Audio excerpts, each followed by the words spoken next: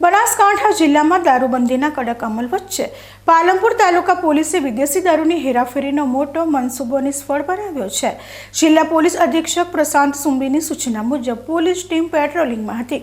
તે દરમિયાન મળેલી ચોક્કસ બાતમીના આધારે ચિત્રાસણી આશીર્વાદ હોટલ પાસે હાઈવે પર નાકાબંધી ગોઠવવામાં આવી હતી।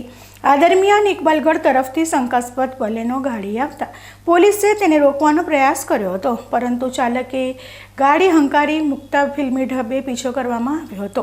મલાણા ગામ તરફ જતા રોડ પર ગાડીનું ટાયર ફાટી જતા ચાલક અને તેનો સાથી અંધારાનો લાભ લઈ ગાડી છોડીને ફરાર થઈ ગયા હતા।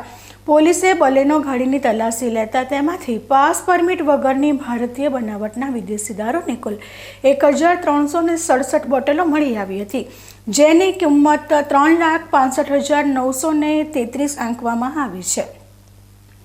પોલીસે દારૂનો જથ્થો અને ગાડી મળીને કુલ 7,65,933નો મુદ્દામાલ જપ્ત કર્યો છે।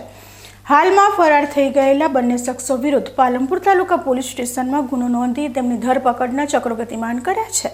આ કામગીરીથી દારૂના સપ્લાયરોમાં ફફડાટ વ્યાપી ગયો છે અને પોલીસે આ નેટવર્ક ક્યાં સુધી ફેલાયેલું છે તે દિશામાં તપાસ હાથ ધરી છે।